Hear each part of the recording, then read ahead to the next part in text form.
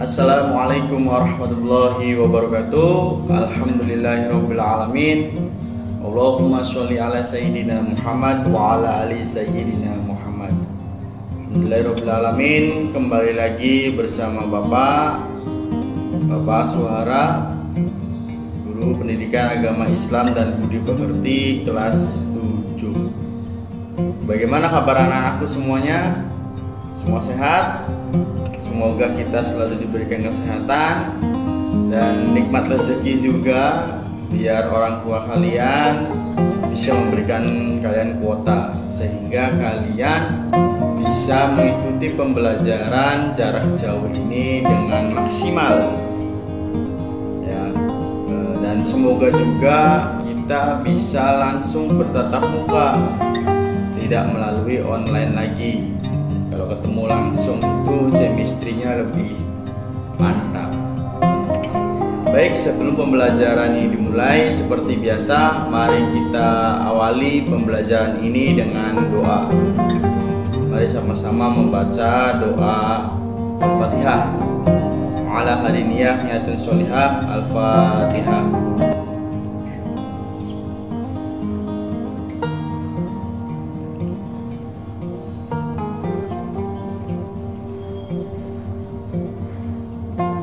Selesai. Terima kasih yang sudah membaca.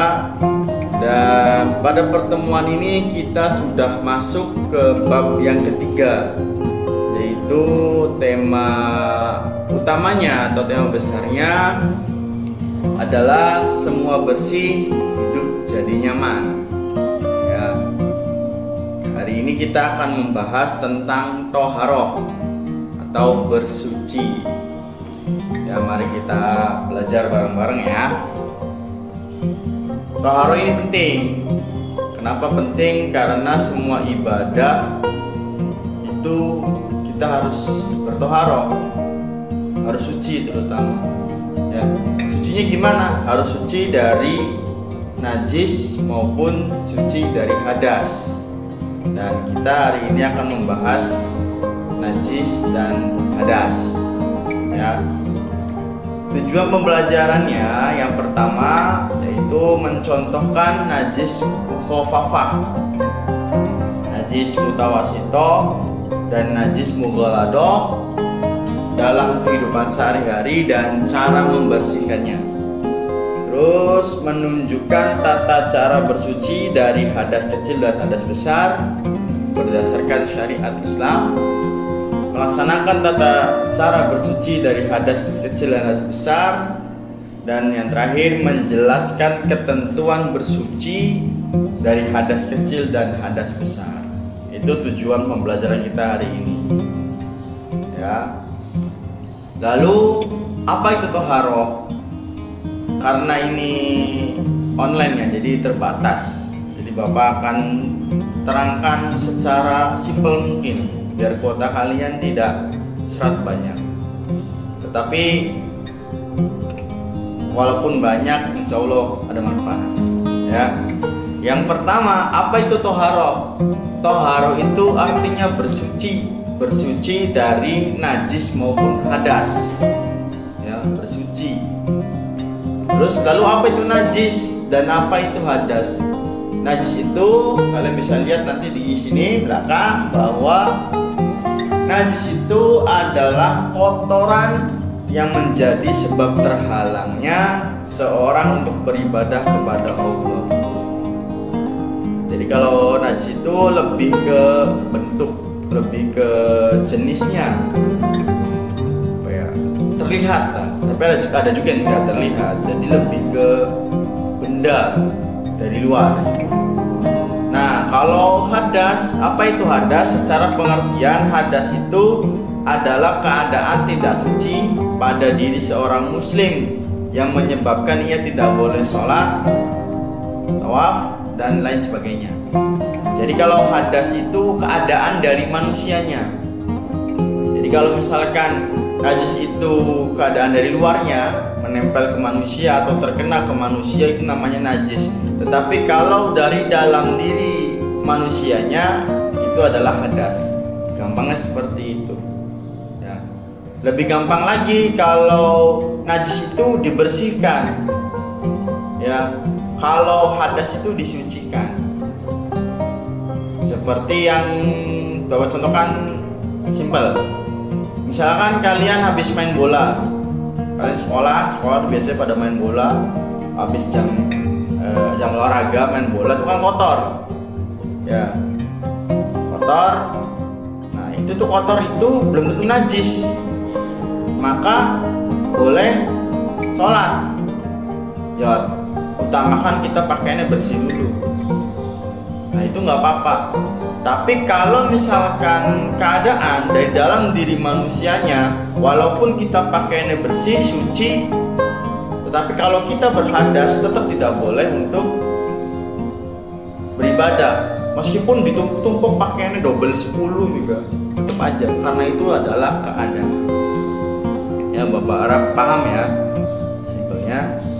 Nah, sebelum kita bahas ke sana, kita akan bahas dulu yaitu tentang alat untuk toharoh. Ada 3 alatnya, 3. Bisa menggunakan air, bisa menggunakan debu, atau bisa menggunakan batu. Ya, tapi kalau batu sudah jarang ya, zaman dulu ya. Kalau sekarang udah kita bisa ke zaman-zaman sekarang, itu mungkin yang bisa digunakan adalah air yang sering, bahkan yang utama itu air. Nah, kalaupun tayamum, karena di Indonesia ini mungkin lebih banyak air juga banyak gitu. Kalaupun kita bertayamum itu kalau misalnya keadaannya tidak memungkinkan, dan rata-rata karena sakit dan tidak boleh kena air. Sangat jarang sekali kalau misalkan kita bertayamum, jarang sekali. Soalnya kita pasti, alhamdulillahnya kita di sini itu di Indonesia, kalaupun nggak ada air banget itu biasanya ada gitu. Jadi jarang. Jadi utamakan, atau yang paling utama itu menggunakan air. Nah, di sini Bapak akan menerangkan sedikit tentang air. Air itu menurut jenisnya dibagi menjadi 3. Ya, yang pertama jenis air yang suci, mensucikan. Yang kedua, air suci tetapi tidak mensucikan. Yang terakhir yaitu air mutanajis. Apa contohnya?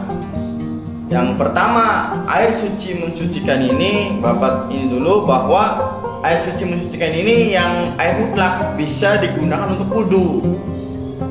Udah suci mensucikan. Apa contohnya?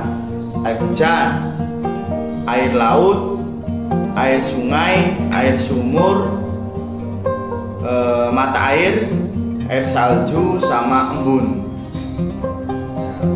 Air hujan bisa buat wudu. Air laut bisa untuk wudu. Air sungai bisa untuk wudu. Air sumur, mata air, salju jarang ditemuin ya. Embun juga bisa. Air rata-rata kita gunakan apa? Air dari air sumur. Jarang kita menggunakan air sungai karena sekarang di kota Cirebon ini sungai yang bersih itu jarang. Kan sekarang banyaknya sungai itu dijadiin, sekarang udah disolokan, kotor jadinya. Ya. Terus yang ada lagi satu lagi, air musyammas. Ini suci, mensucikan, tetapi makruh. Apa itu air musyammas? Itu air yang dipanaskan di bawah terik matahari dengan menggunakan wadah dari logam selain emas dan perak. Air ini makruh. Kalau ya kenapa makruh, kita coba pakai logika aja. Bapak contohnya logika ya. Kalau air dipanaskan otomatis kan panas. Setelah panas itu kalau buat wudu kan dari wong Cirebone nolok-nolok ya, bisa melepuh. Jadi karena alhamdulillah di kota Cirebon aja contohnya, itu air bisa dikatakan banyak, meskipun kemarau juga pasti ada aja, entah beli, entah ke tetangga atau ke musola ya ada. Nah yang kedua itu air suci tidak mensucikan. Airnya suci enggak? Suci airnya ya, tapi tidak bisa digunakan untuk mensucikan. Yang pertama air mustakmal, itu air yang telah digunakan untuk bersuci ya. Boleh nggak digunakan? Boleh digunakan, tetapi volumenya harus lebih dari 2 kula. 2 kula ini kalau dibidangkan, kita ambil amannya 2 meter, 2 meter, 2 meter. Itu ambil aman ya. Ada ukuran detailnya sebenarnya, cuma lebih aman. Jadi kita bentuk kubus kayak bak seperti itu, panjangnya 2 meter, lebar 2 meter, kedalaman 2 meter, dan airnya penuh. Itu main aman. Jadi kalau misalkan kamu wudhu menggunakan air seember, itu nggak bisa. Itu takutnya airnya mustakmal. Air mustakmal ini air yang telah digunakan untuk bersuci. Jadi misalkan airnya tinggal 1 ember, kalian ada 10 orang. Ya setelah 10 orang ini wudhunya di situ semua tercampur, walaupun yang setetes itu terjadi air mustakmal, itu nggak boleh. Ya.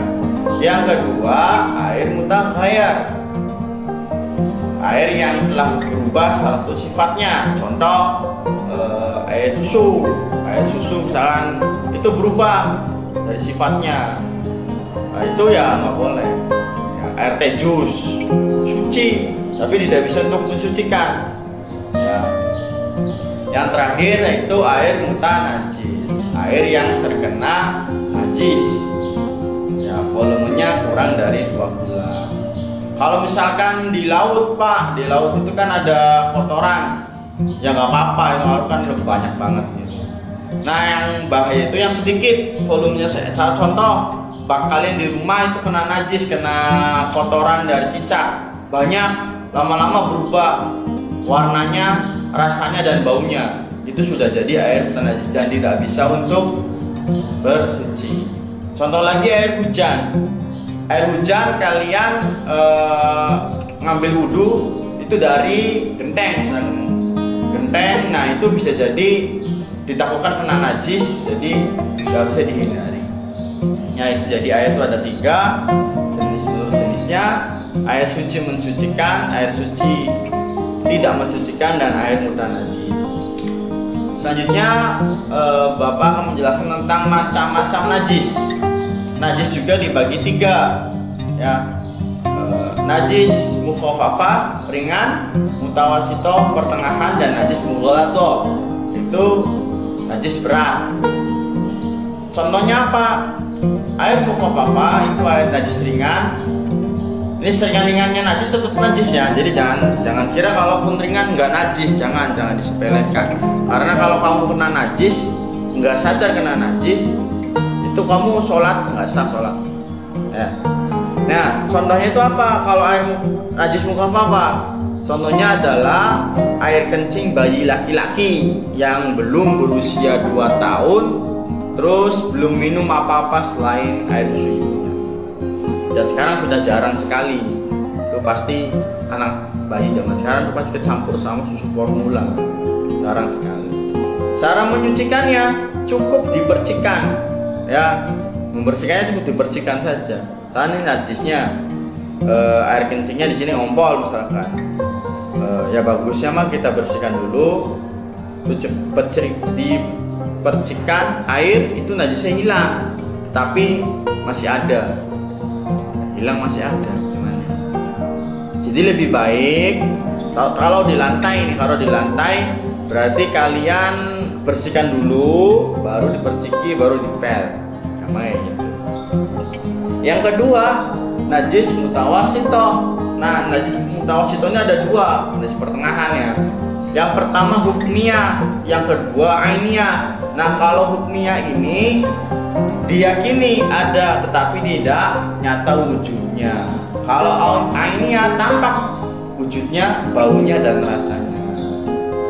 Contohnya gini, kalau contoh secara mutawasitohnya ada darah, itu najis, terus tuh nanah, air seni itu air kencing, terus tuh tinja itu kotoran kamu, itu tinja namanya.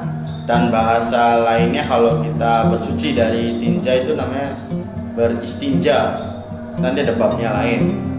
Bangkai binatang dan sebagainya itu najis mutawasito. Nah, gimana cara membersihkannya?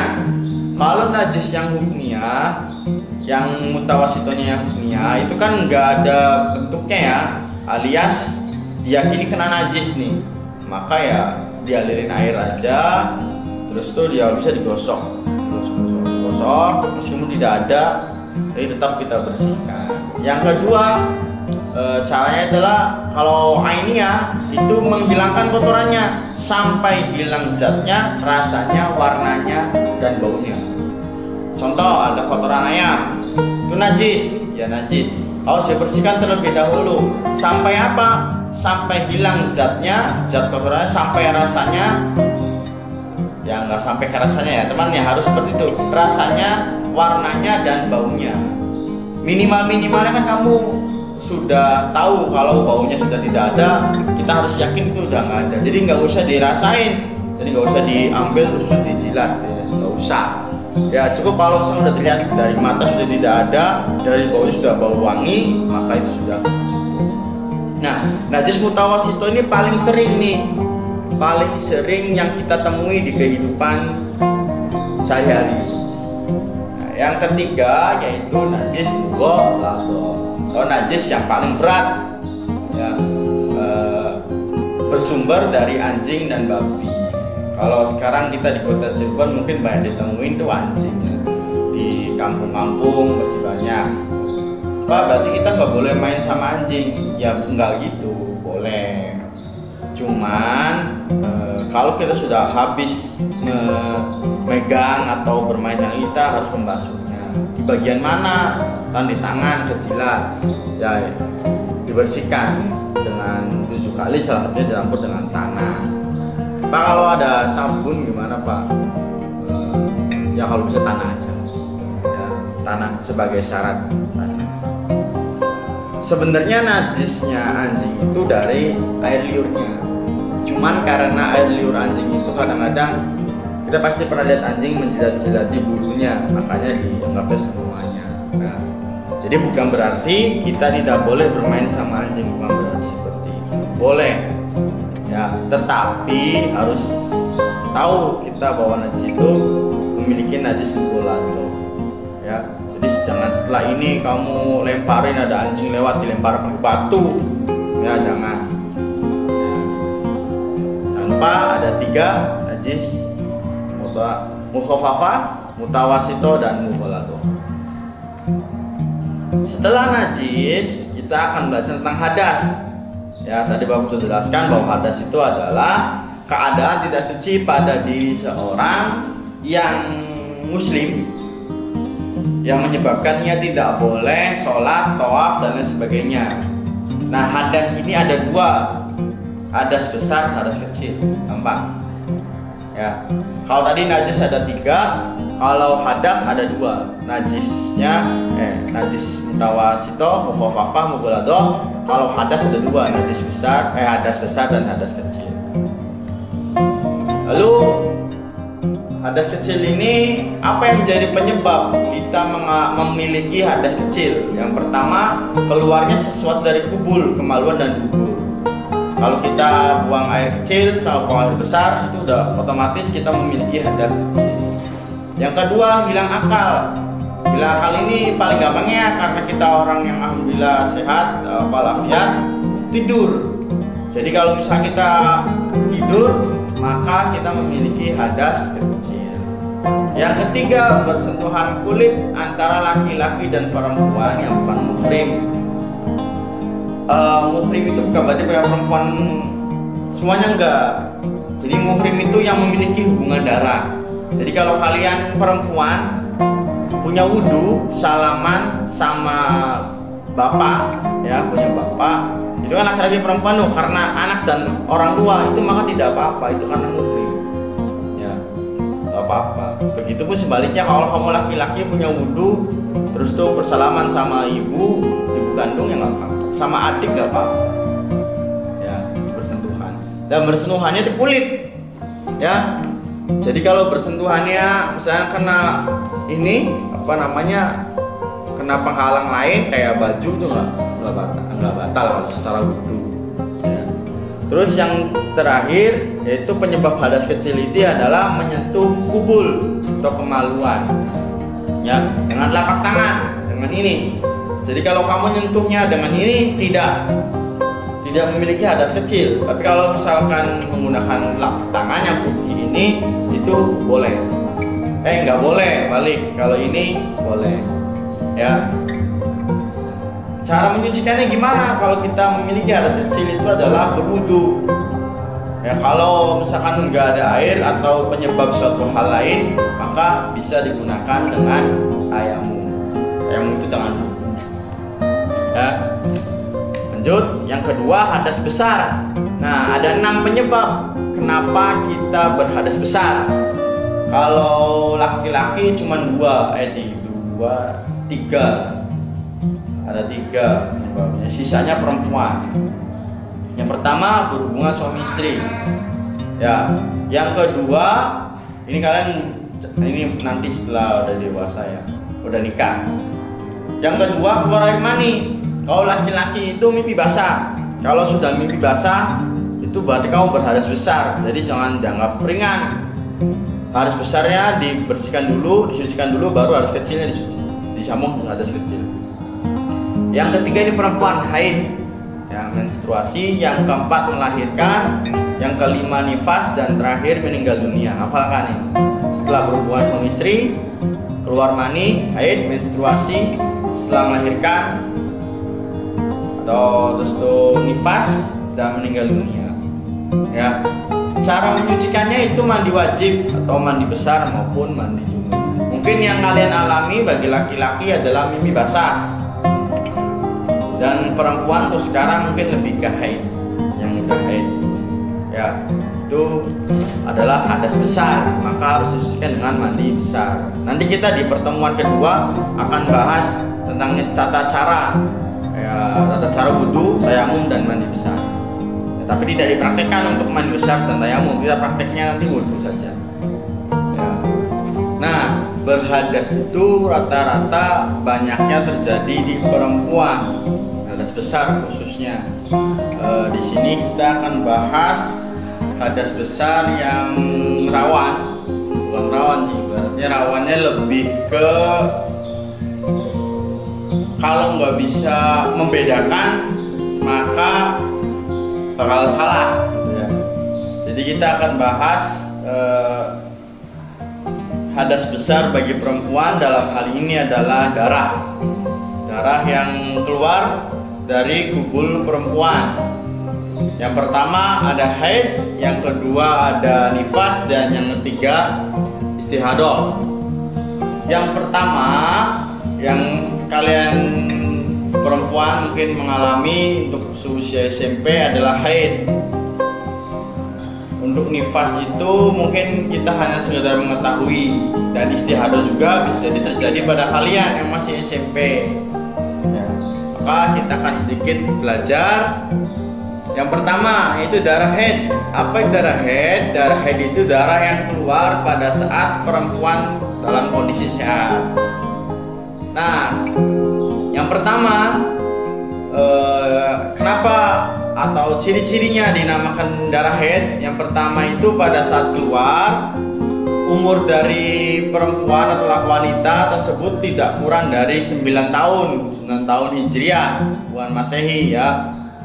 Kalau Januari, Februari, Maret, April, Mei, Juni sampai Desember itu nggak ngitung itu, tapi ngitungnya Muharram sampai terakhirnya Dzulhijjah apa Dzulqa'dah ya, sampai itu ya 12 bulan juga sama, cuman beda. Nah, kalau keluarnya kurang dari 9 tahun tersebut maka bukan darah haid. Ingat. Yang kedua, darah keluar tidak boleh kurang dari 24 jam. Jadi kalau dihitung-hitung, dijumlahkan, ditotalkan itu harus 24 jam minimalnya. Contoh misalkan kalian Bapak nggak bakal ngerasain ya, cuman katanya kalau kita keluar darah haid itu kerasa. Nah, di saat kerasa itu kan bisa dilihat sendiri. Oh iya lagi keluar. Ya kira-kira aja, nggak usah detail pakai jam berapa jam, nggak usah. Misalkan mau subuh keluar, mau setiap sholat keluar 5 kali. Nah, setiap keluar itu selama sejam, dengan sehari 5 jam. Kalau misalkan 5 jam untuk sampai 24 jam 5 hari, maka itu bisa dinamakan darah haid. Tapi kalau misalkan sehari cuma 1 jam, itu terus-terusan kan ini batas maksimal itu harus 15 hari nama haid itu. Jadi kalau masih sejam, maka nggak nyampe 24, maka itu bukan darah haid, darah lainnya. Yang ketiga, darah keluar tidak lebih dari 15 hari, ini maksimal nih ya. Ya kan umumnya kan paling 7 hari ya umumnya. Maksimal. Jadi kalau udah 16 hari atau lebih itu bukan darah haid. Jadi minimalnya 24 jam selama 15 hari, tapi nggak harus 24 jam. 24 jam itu minimal. Ya ingat, minimal. Maksimalnya selama 15 hari. Terus juga yang keempat, darah keluar harus didahului masa suci. Ya, gimana maksudnya? Jadi misalnya gini, kita sekarang main hitung-hitungan. Sebulan kita taruh 30 hari. Nah, kamu pertama haid, biar gampang hitungnya sampai tanggal 10. Kamu tanggal 1 sampai tanggal 10 haid. Ya, kamu haid, keluar lebih dari 4 jam dan kurang dari 15 hari, ya 10 hari. Berhenti. Nah, syarat untuk kamu haid lagi itu harus melalui masa suci, yaitu 15 hari. Maka kalau 10 tambah 5 tanggal 25. Nah, minimalnya itu tanggal 5 atau tanggal 26 amannya. Kalau tanggal 26 keluar lagi, ya jeda 15 hari, itu ya bisa dinamakan darah haid. Tetapi kalau kamu tanggal 20 alias 10 hari setelah haid itu keluar darah lagi, maka bisa jadi itu bukan darah haid. Karena di sini harus didahului oleh masa suci sebanyak 15 hari. Ya. Nah, umumnya gimana umumnya? Umumnya sebulan sekali umumnya. Ya, makanya coba yang teratur, kalau bisa di kalender ditandain. Di kalender sendiri aja, jangan di kalender tempat umum di rumah, apalagi di ini kan di sekolah. Darah haid jadi rumah. Jadi yang kamu lingkari di kalender itu jangan sampai cuma lingkari tanggal ulang tahun, traktiran teman. Ya, jadi belajarnya melingkari, setidaknya kalian menandai tanda hari terakhir haid kalian. Nah, yang kelima, darah keluar tidak didahului oleh melahirkan. Yang nifas sebagai informasi saja atau sebagai pembelajaran saja untuk mengetahui bahwa mungkin ibu kamu pasti merasakan atau pernah melalui nifas. Yang pertama, tuntas kelahiran. Yang kedua, melahirkan bayi atau bakal jadi janin. Kalau dalam perjalanannya naudzubillah keguguran, maka itu ada nifasnya. Berhenti sebelum 15 hari dan tidak sedikit 1 tetes, dan tidak lebih 60 hari darah nifas itu keluarnya. Dan umumnya jarak boncel bonima 40 dina baik umumnya. Ya. Yang terakhir, darah istihadah. Istihadah itu darah yang selain haid sama nifas, karena suatu penyakit, kasar lah ya ngomongnya, darah penyakit lah ya, penyakit. Nah, yang pertama, apa ciri-cirinya? Darah keluarnya kurang dari masa haid. Misalnya kayak tadi Bapak contohkan bahwa selama terbentang 15 hari ini cuman nggak nyampe 24 jam ya. Terus darah keluar lebih dari masa haid, kan maksimal 15 hari. Jadi kalau udah 16, 17, 18, 90 sampai 100 hari itu darah istihadah. Terus darah keluar sebelum usia haid, masih 7 tahun sudah keluar, jadi istihadah.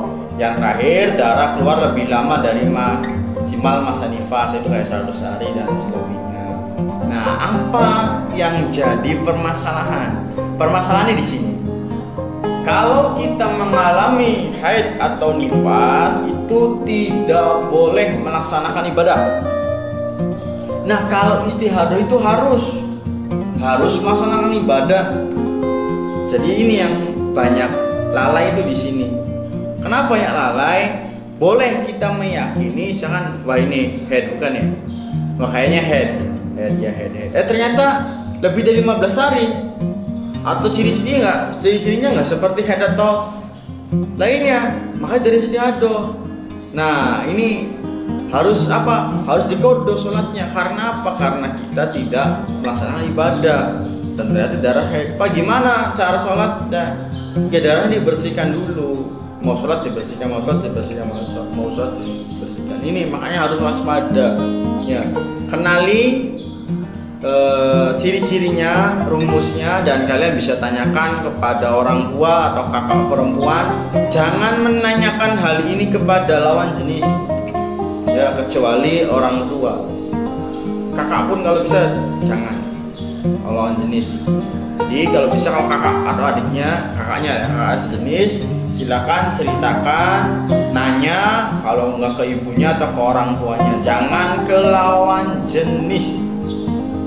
Ya kecuali lawan jenisnya ustadz, kiai dan lainnya. Ya mungkin itu saja yang bisa Bapak sampaikan. Terima kasih. Mohon maaf Bapak banyak kesalahan dalam perkataan maupun secara omongan, secara ilmu, dan barangkali penjelasan Bapak kurang jelas.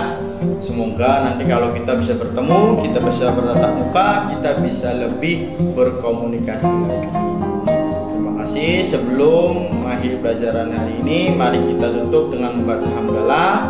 Berterima kasih kepada Allah atas semua nikmat yang telah kita terima atau telah kita dapatkan. Bareng-bareng alhamdulillahirabbil alamin. Mohon maaf sekali lagi bila banyak kesalahan. Insya Allah minggu depan kita akan melaksanakan penilaian semester. Kerjakan sebisa mungkin, jangan nyontek. Ya, sekian dari Bapak akhiri. Wallahul muwaffiq ila aqwamit thoriq. Assalamualaikum warahmatullahi wabarakatuh.